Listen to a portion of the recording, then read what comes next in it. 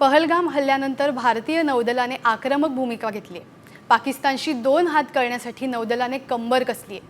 भारतीय नौदलाने एक photo tweet केलाय। त्या फोटोत आपण पाहू शकता की 5 युद्धनौका समुद्रात तैनात झाल्या आहेत।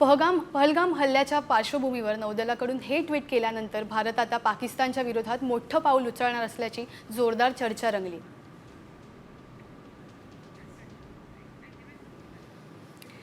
पाकिस्तानकडून सातत्यानं होणारी घुसखोरी आणि दहशतवादी हल्ल्यांच्या पार्श्वभूमीवर भारतीय सेनेनं एक निर्णायक आणि प्रभावी निर्णय घेतलाय। भारतीय लष्करानं काश्मीरमध्ये 3 लेयर ऑपरेशन सुरू केलंय। पाकिस्तानकडून होणाऱ्या शस्त्रास्त्र चाचण्या, लॉन्च पॅड्स आणि हालचालींवर सैन्याची थेट नजर असणार आहे। जे मार्ग नेहमी दहशतवाद्यांच्या घुसखोरीसाठी वापरले जातात त्यावरही लक्ष असेलच। तसंच सैन्यानं काश्मीर खोऱ्यात लपून बसलेल्या विदेशी दहशतवाद्यांचा शोध घेण्याची मोहीम तीव्र केली आहे।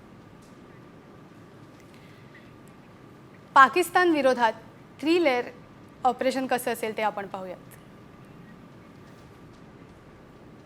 तर LOC जवळील दहशतवाद्यांचं लॉन्च पॅड्स भारतीय सेनेच्या टार्गेटवर असणार आहेत। यासह LOC लगतच्या पुढील भागावर कडक नजर, घुसखोरी दिसताच कारवाई होईल। काश्मीरमधील सक्रिय परदेशी दहशतवाद्यांना थेट लक्ष्य करण्यात येणार आहे।